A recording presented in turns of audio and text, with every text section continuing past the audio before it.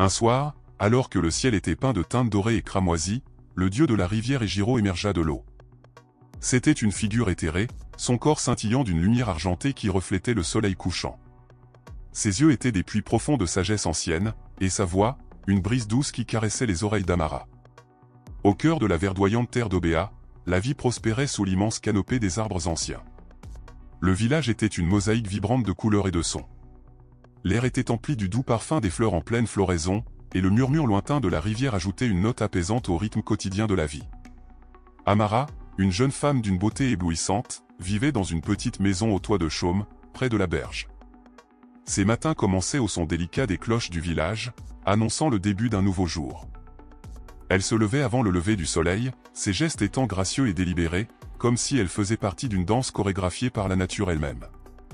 Alors qu'elle marchait vers la rivière, ses pieds effleurant à peine la terre douce, elle s'émerveillait de la façon dont la lumière du soleil traversait les feuilles, projetant des motifs complexes sur le sol.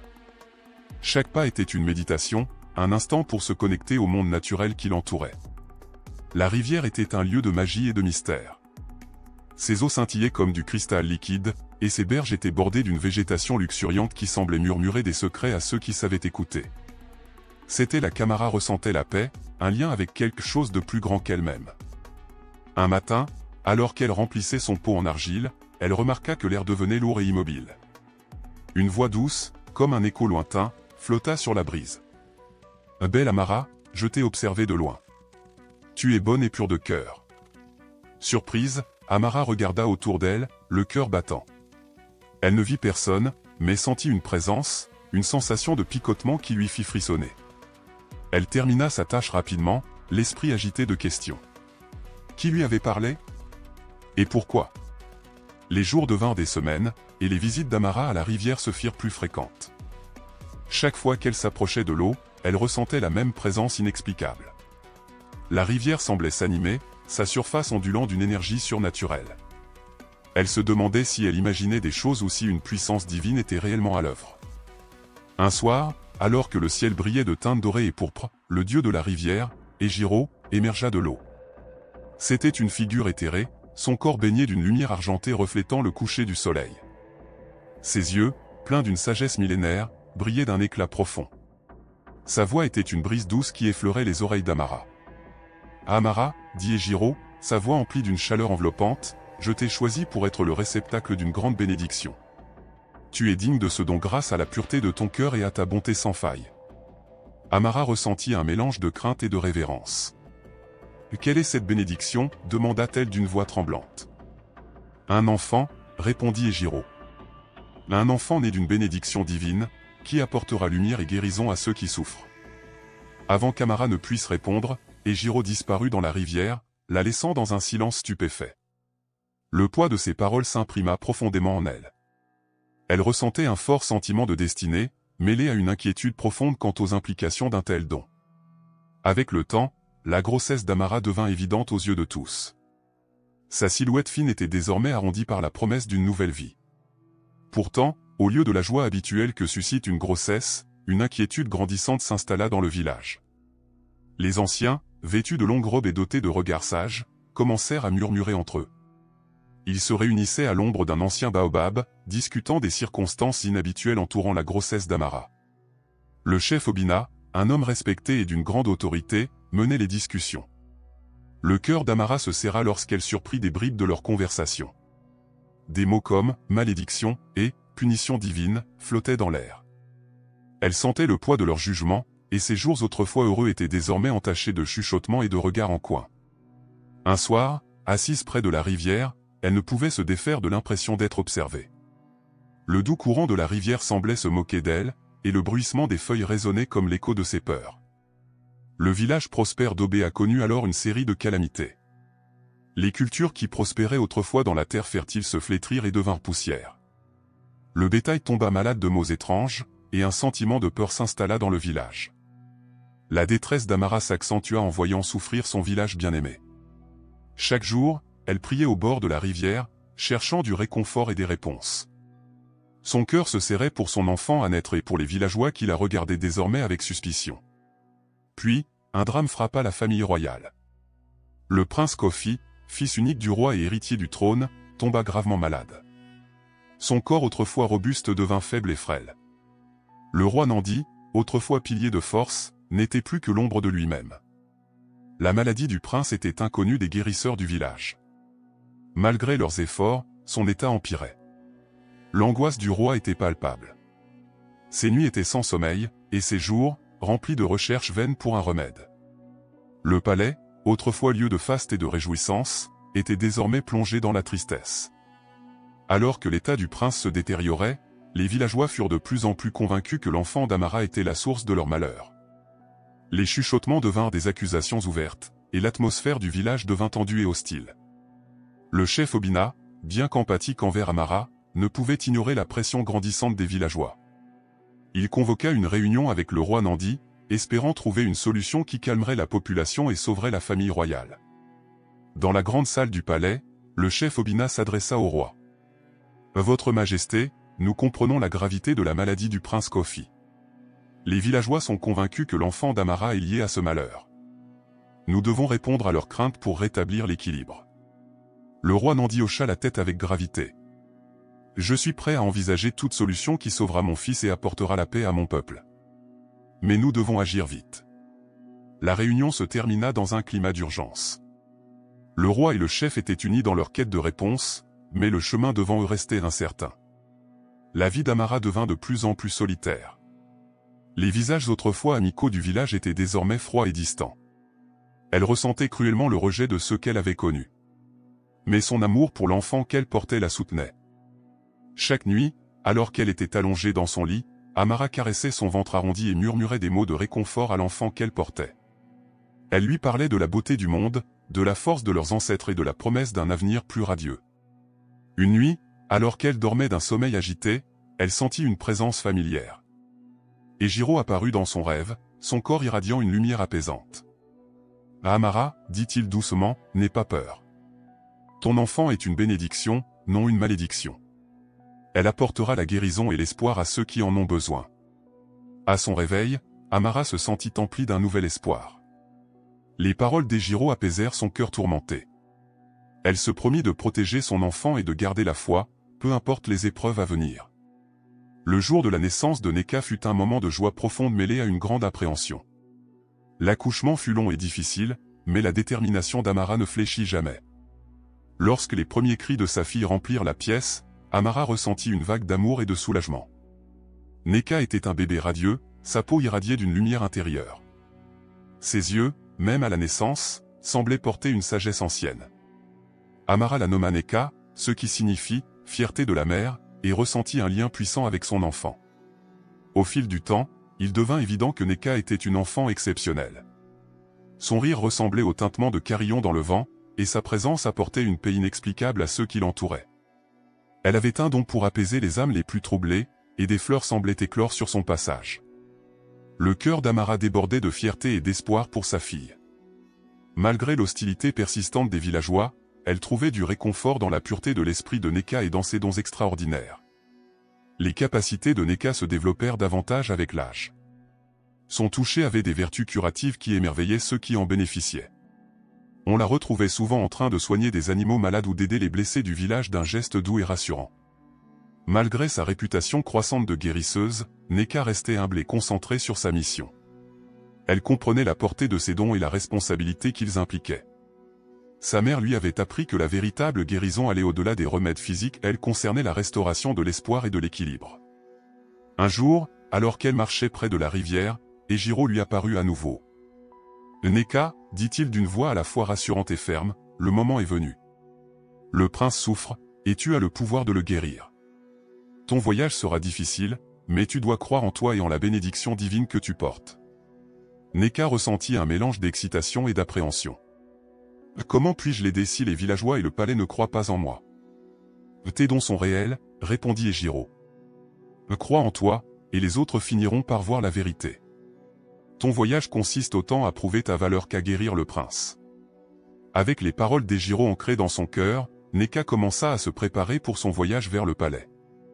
Elle emballa un petit sac contenant des herbes, des baumes curatifs, et quelques objets personnels soigneusement choisis, témoins de son engagement envers la tâche qui l'attendait.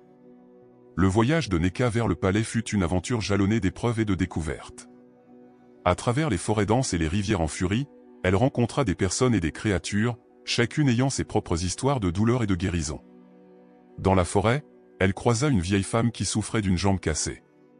Le toucher doux de Neka et ses paroles rassurantes apportèrent du soulagement à la femme, qui, en signe de gratitude, lui partagea ses connaissances sur des herbes rares aux vertus médicinales. En traversant une rivière, Neka dut faire face aux courants violents et aux rochers glissants. Sa détermination et sa débrouillardise lui permirent de franchir les eaux traîtresses, et elle apprit à apprécier la force et la résilience qui résidaient en elle. À l'approche du palais, le cœur de Neka débordait d'anticipation. Elle savait que son voyage n'était pas seulement physique, mais aussi spirituel. Chaque obstacle avait renforcé sa volonté et approfondi sa connexion à ses dons divins. À son arrivée devant les portes du palais, elle fut accueillie par un mélange de scepticisme et de curiosité. Les gardes, vêtus d'uniformes ornés, la regardaient avec méfiance alors qu'elle s'approchait. Malgré son calme apparent, son pas portait le poids de sa mission. Les grandes salles du palais, ornées de tapisseries et d'objets en or, contrastaient fortement avec l'atmosphère sombre qui régnait dans la chambre du prince Kofi. Neka fut conduite jusqu'au chevet du prince, où le roi Nandi et ses conseillers l'attendaient. Le roi Nandi, bien que figure d'autorité, était visiblement anxieux. Ses yeux reflétaient les nuits blanches et la douleur profonde causée par l'état de son fils. Lorsque Neka se présenta et expliqua sa mission, la pièce fut plongée dans un silence tendu. « Peux-tu vraiment guérir mon fils » demanda le roi d'une voix mêlée d'espoir et de doute. Neka acquiesça, ses mains tremblant légèrement alors qu'elle s'approchait du prince. « Je crois en la puissance de mes dons, et j'espère pouvoir soulager votre fils. » En posant ses mains sur le front du prince Kofi, elle sentit un lien avec quelque chose de plus grand qu'elle. Une lumière chaude et curative émana de son toucher et envahit la pièce, instaurant un climat de calme et de paix. La transformation fut lente mais profonde. À mesure que Neka poursuivait son œuvre, l'état du prince s'améliora. Son visage, autrefois pâle, retrouva des couleurs, et sa respiration devint plus régulière. La pièce, autrefois emplie de désespoir, se chargea d'espoir. Le roi Nandi regardait la scène avec un mélange de stupeur et de gratitude. Les conseillers, d'abord sceptiques, observaient le changement miraculeux qui s'opérait sous leurs yeux. La lumière de guérison apportée par Neka semblait abolir la frontière entre le divin et le terrestre. Au fil des jours, la force du prince revint. Il put s'asseoir, parler, et même marcher avec assistance. La transformation relevait du miracle, et le palais résonnait de la nouvelle de sa guérison. Le cœur de Neka débordait d'accomplissement et de soulagement. Elle savait que son voyage n'avait pas seulement sauvé le prince, mais qu'il avait aussi commencé à réparer la fracture entre elle et le village. La guérison qu'elle avait accomplie était la preuve vivante du pouvoir de la foi, de l'amour, et de la grâce divine. La nouvelle de la guérison miraculeuse du prince Kofi se répandit rapidement dans tout le village d'Obea. Les villageois, autrefois sceptiques et craintifs, commencèrent à revoir leur jugement sur Amara et sa fille. Le miracle accompli par Neka marqua un tournant décisif, et beaucoup étaient désormais désireux d'exprimer leur gratitude.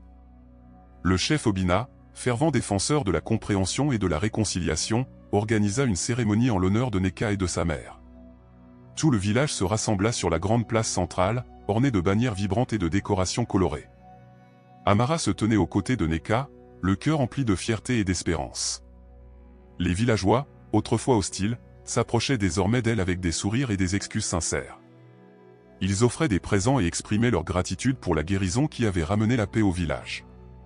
Le roi Nandi, venu assister à la célébration, loua le courage et le talent de Neka.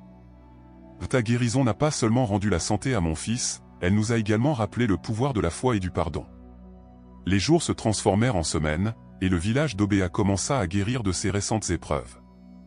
Les cultures autrefois flétries reprenaient vie, et le bétail retrouvait sa vitalité. Une atmosphère d'unité et d'harmonie palpable régnait à nouveau. Neka poursuivit l'usage de ses dons de guérison pour aider ceux qui en avaient besoin, tant dans le village qu'au-delà. Sa réputation de guérisseuse grandissait, et des gens des villages voisins venaient chercher sa sagesse et son aide. Amara, elle aussi, trouva du réconfort dans cette acceptation nouvelle. Les salutations chaleureuses des villageois et les conversations amicales remplaçaient l'isolement qu'elle avait autrefois connu. Elle observait avec fierté les dons de sa fille insuffler l'espoir et la guérison autour d'elle. Le lien entre la mère et la fille se renforçait alors qu'elle s'adaptait à leur nouvelle réalité. Ensemble, elles célébraient la beauté de leur village et les bénédictions reçues. Au fur et à mesure que la santé du prince Kofi s'améliorait, sa reconnaissance envers Nneka se faisait plus profonde. Il avait vu de ses propres yeux le pouvoir de sa guérison et la force de son caractère. Le prince autrefois malade cherchait maintenant à rendre la dette qu'il sentait envers elle. Un jour, le roi Nandi s'approcha de Nneka avec une proposition. « Mon fils parle de toi avec admiration, et nous te sommes profondément reconnaissants pour le don que tu nous as offert. En reconnaissance de ton courage et de ton talent, le prince Kofi souhaite t'honorer d'une manière toute particulière. » Nneka, à la fois surprise et touchée, demanda « Que propose-t-il » Le roi Nandi lui sourit chaleureusement. « Le prince Kofi souhaite t'épouser. Il croit que votre union symbolisera la réconciliation de nos peuples et l'union des royaumes divins et terrestres. » Nneka fut saisie par l'émotion. C'était un honneur immense, mais elle en sentait aussi tout le poids. Elle savait qu'une telle union rassemblerait deux mondes et réparerait d'anciennes blessures. La proposition suscita à la fois excitation et appréhension. Le village d'Obea se lança dans les préparatifs d'une grande célébration marquant l'union de Nneka et du prince Kofi. Le palais fut paré de décorations éclatantes, et l'air vibrait d'allégresse. Nneka et Amara furent traités avec les plus grands honneurs en vue du mariage. Des tenues traditionnelles furent cousues sur mesure, et des bijoux minutieusement façonnés pour l'occasion. Pendant ces préparatifs, Nneka repensa à son parcours. Partie d'un lieu de peur et d'incertitude, elle se retrouvait maintenant à une place d'honneur et de respect. La guérison qu'elle avait apportée avait non seulement transformé sa vie, mais aussi celle de tout un village. Amara, elle aussi, était emplie de fierté et d'un sentiment d'accomplissement. Elle avait surmonté d'immenses épreuves, et s'en était sortie plus forte grâce aux dons extraordinaires de sa fille. Le jour du mariage arriva dans un éclat de couleur et de joie. Le village d'Obea et le palais se transformèrent en une mosaïque vibrante de festivités. Musique et rire remplissaient l'air, alors que des gens de tous horizons venaient assister à l'union de Nneka et du prince Kofi. La cérémonie mêlait rituels traditionnels et bénédictions divines. Nneka, parée d'une robe somptueuse au tissu chatoyant, avançait avec grâce vers l'autel. Le prince Kofi, vêtu de son habit royal, l'Y attendait avec solennité. Les vœux échangés par Nneka et Kofi étaient profonds et sincères. Ils parlaient d'amour, d'unité et de la promesse d'un avenir empli d'espoir et de guérison. La cérémonie fut le reflet de leur chemin parcouru et de la force de leur lien. Lorsque les jeunes mariés entamèrent leur première danse, la foule éclata en acclamations. La célébration se poursuivit tard dans la nuit, entre festins, musique et danse qui unirent le village tout entier. Avec leur union, Nneka et le prince Kofi entamèrent un nouveau chapitre de leur vie. Ensemble, ils œuvraient à promouvoir l'harmonie et la prospérité, tant dans le village qu'au-delà. Leurs efforts visaient à bâtir un avenir où les royaumes divins et terrestres coexisteraient en équilibre. Nneka continuait d'offrir ses dons de guérison à ceux dans le besoin, et le prince Kofi soutenait ses actions par son leadership et ses ressources. Leur partenariat devint un symbole d'espoir et d'unité, inspirant les autres à embrasser les valeurs de compassion et de compréhension. Le village d'Obea prospérait sous leur gouvernance. Les récoltes étaient abondantes, et les habitants vivaient en paix. Les villageois, autrefois méfiants, célébraient désormais les bénédictions que Nneka et sa mère avaient apportées à leur vie. À mesure que l'influence de Nneka et Kofi grandissait, ils explorèrent des moyens de renforcer le lien entre les royaumes divins et terrestres. Ils voulaient honorer le dieu de la rivière, Ejiro, et s'assurer que ses bénédictions continueraient à guider leur peuple. Ils organisèrent des festivals et des cérémonies en l'honneur des dieux et de la nature, invitant les habitants de tous les villages à participer. Ces événements mêlaient rites anciens et nouvelles pratiques, créant une harmonie entre le sacré et l'humain. Nneka et Kofi œuvraient aussi à l'éducation des villageois sur l'importance de la foi et du respect envers le divin. Leurs initiatives nourrissaient un sentiment de révérence et de gratitude qui dépassait les frontières de leur propre communauté. Les années passèrent, et l'héritage de Nneka et Kofi perdura. Ils eurent leurs propres enfants, qui héritèrent de leurs dons et de leurs valeurs. Leur famille devint un phare d'espoir et d'inspiration, guidant les générations futures avec sagesse et compassion. Le village d'Obea demeura un lieu de prospérité et de paix, et les récits des guérisons de Nneka et des bénédictions divines furent transmis de génération en génération. Les villageois, jadis sceptiques, reconnaissaient désormais la beauté et la puissance des dons divins qui avaient transformé leur vie. L'histoire d'amour entre Nneka et Kofi devint une légende précieuse du folklore local, un rappel éternel de la puissance de la foi, de la guérison, et de l'unité entre les mondes célestes et terrestres. Au fil des années, puis des décennies, l'histoire de Nneka et du prince Kofi devint une légende précieuse. Leurs récits étaient racontés et répétés, chaque génération y ajoutant sa propre perspective et ses enseignements. Le village d'Obéa continua de prospérer, et le fleuve, autrefois source de mystère et de crainte, devint un symbole de vie et de bénédiction. Le lien entre le village et le divin resta fort, et les enseignements de Nneka et Kofi furent transmis avec fierté.